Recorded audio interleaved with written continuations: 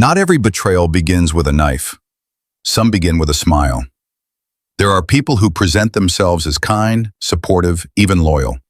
They speak in warm tones, nod at your victories, and pretend to stand beside you. But behind closed doors, they twist your words, leak your secrets, and quietly root for your downfall. And when the truth reveals itself, your first instinct may be to confront them, to call them out, to prove what they've done. But before you act, pause. Because there is a wiser, more powerful choice. Observe in silence. You see, truth is patient. It doesn't need an audience. It only needs time. People who betray you will always show their hand, through contradictions in their stories, through small slips in their behavior, through the energy they carry when they think no one's watching. So you don't need to chase the truth. You only need to step back far enough to see it unfold. Silence is not weakness, it's a strategy. It gives space for masks to slip without interference. It lets their lies collide with reality, without you ever raising your voice. And the beauty is, while they're busy weaving their web, you're staying steady, calm, composed. You're not scrambling to defend yourself. You're letting the truth speak its own language. Here's the secret. The people who matter, the ones who truly see you, will notice. They will see the gaps, the inconsistencies, and the quiet erosion caused by deception. And when that happens, you won't have to say a word. In a world that demands reaction, your stillness is power. In a game built on chaos, your calm becomes rebellion. So watch, wait, and trust that those who walk in truth never have to chase it. Let their behavior speak, and let your silence echo louder than anything they expected. There comes a quiet, conflicted moment after betrayal. Not when the confrontation explodes, but when you finally see someone's true colors and still hesitate to walk away. You ask yourself, am I overreacting? What if I make things awkward? I don't want to seem cold or dramatic. But here's the truth, you don't owe kindness to someone who violated your trust, especially not at the expense of your own peace. We are often taught to be polite, to maintain harmony, to give people the benefit of the doubt, even when they've shown us who they really are. But protecting your peace sometimes means disappointing others. It means letting go without offering comfort, without softening the blow for someone who didn't think twice about hurting you. You don't need to shout, you don't need a dramatic exit. You only need to step back, quietly, calmly, completely. Not out of spite, out of clarity. Because the moment trust is broken, the relationship shifts, and pretending everything's fine just to avoid discomfort. That's not maturity, that's self-abandonment. You are allowed to walk away without explanation. You are allowed to protect your energy without apology. You are allowed to confront. Not every betrayal is loud. Some come wrapped in smiles and subtle conversations. There are people who pretend to care. They ask how you're doing, what you're planning, who you're trusting. But their intention isn't to connect, it's to collect. They gather your words like arrows, saving them for a moment when your vulnerability can be turned against you. So how do you protect yourself without confrontation? You cut off their access, silently, carefully, intentionally. You don't need a dramatic announcement. You don't need to say, I don't trust you anymore. You simply stop offering more than you need to. Keep conversations light. Stay neutral. When they ask what's going on, say, I'm figuring things out. When they press for details, just smile and shift the subject. Because here's the truth, the less they know, the less they can twist. Choosing silence isn't pettiness, it's protection. It's recognizing that not everyone deserves a front row seat to your inner life. Think of it this way, if someone once broke into your house, would you hand them the keys again? Of course not. So why keep giving emotional access to someone who's already proven they can't be trusted with it? Boundaries don't require explanations. They require consistency. When you stop feeding a backstabber your thoughts, your plans, your hopes, you remove the fuel they use to harm you. And without access, they lose their power. Marcus Aurelius once said, if it is not right, do not do it. If it is not true, do not say it. That includes the things you say to people who twist your truth. So protect your words, protect your mind. Let your silence be your strategy. Let your distance be your defense. Because at the end of the day, someone who misuses your trust doesn't need your attention. They need your absence. If you close the door without giving them a final conversation, this isn't cruelty, it's wisdom. It's choosing peace over performance. It's choosing your healing over their convenience. And if they notice your absence and wonder what happened, let them sit with that. You don't need to fill the silence, because sometimes silence is not a punishment, it's a boundary. So remember this, you're not leaving to make a statement, you're leaving to make space for your own peace to breathe again. Not every betrayal is loud. Some come wrapped in smiles and subtle conversations. There are people who pretend to care. They ask how you're doing, what you're planning, who you're trusting, but their intention isn't to connect, it's to collect. They gather your words like arrows, saving them for a moment when your vulnerability can be turned against you. So how do you protect yourself without confrontation? You cut off their access, silently, carefully, intentionally. You don't need a dramatic announcement. You don't need to say, I don't trust you anymore. You simply stop offering more than you need to. Keep conversations light, stay neutral. When they ask what's going on, say, I'm figuring things out. When they press for details, just smile and shift the subject. Because here's the truth, the less they know, the less they can twist. Choosing silence isn't pettiness, it's protection. It's recognizing that not everyone deserves a front row seat to your inner life. Think of it this way. If someone once broke into your house, would you hand them the keys again? Of course not. So why keep giving emotional access to someone who's already proven they can't be trusted with it? Boundaries don't require explanations, they require consistency. When you stop feeding a backstabber your thoughts, your plans, your hopes, you remove the fuel they use to harm you, and without access, they lose their power.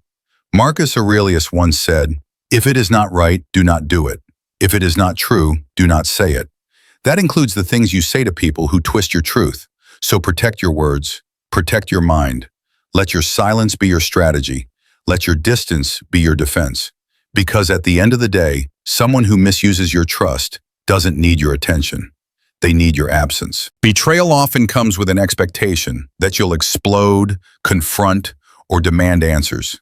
They prepare for the angry message, the dramatic scene, the emotional fallout. But what happens when none of that comes? What happens when you say nothing at all?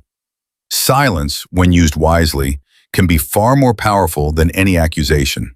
Because while confrontation gives them a role to play, the victim, the misunderstood, the one who didn't mean it, silence leaves them alone with themselves. No justification to cling to, no scene to spin in their favor. Just the empty space where your trust used to live. And in that space, their guilt begins to echo. They may pretend not to care. They may act like nothing happened. But deep down, they know. They remember what they did. They replay the moment. They wonder if you found out, and if so, why you haven't reacted. That quiet? It haunts them more than any argument ever could. Because silence isn't passive. It's piercing. It doesn't scream, but it lingers.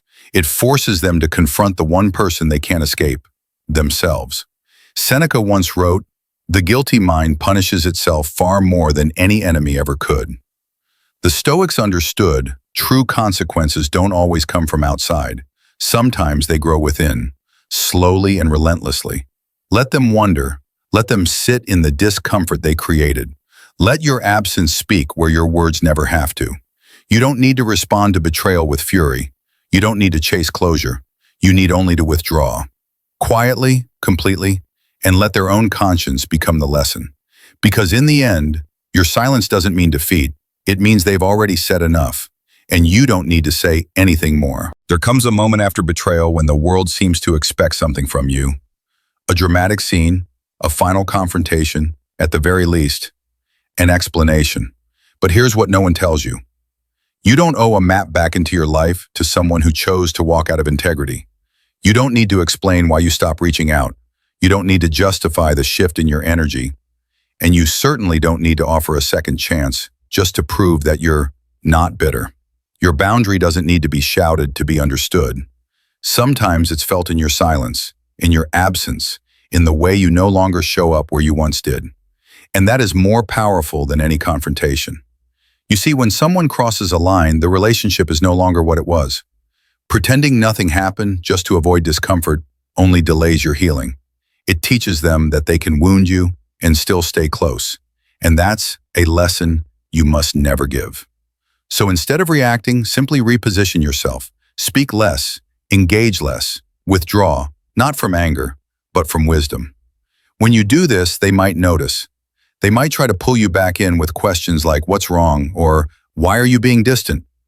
But you don't have to answer.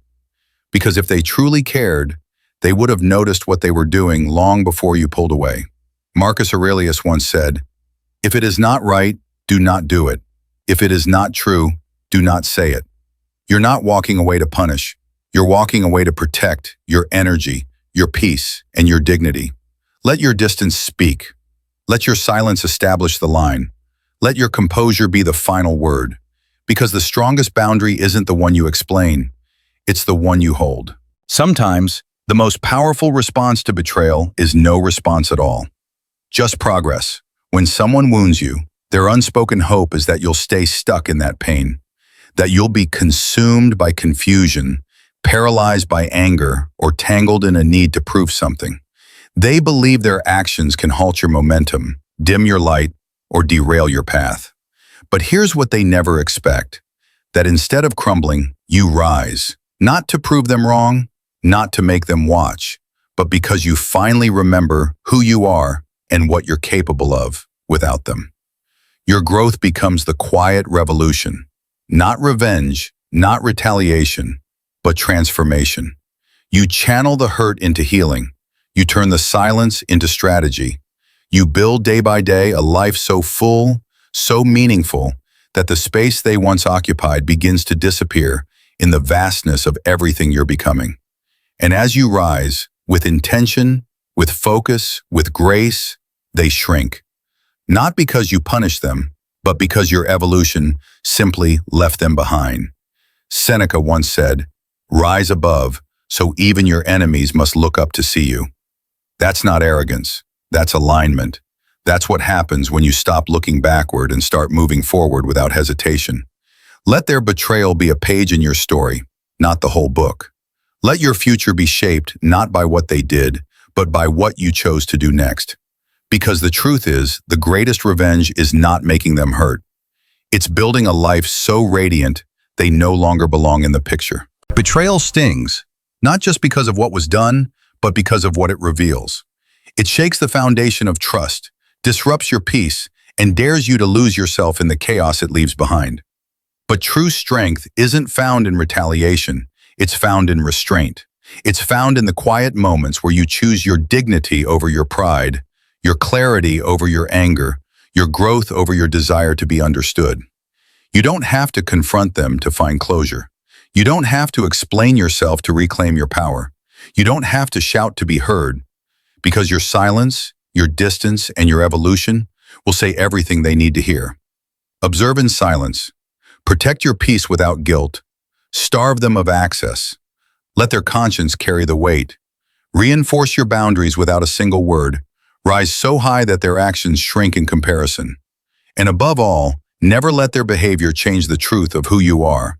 Because when you protect your character, you protect everything. Let your life become the loudest response. Let your peace be the lasting revenge. And let your journey forward remind them, and most importantly, remind yourself, that you were never meant to be defined by the betrayal, but by how powerfully you rose beyond it.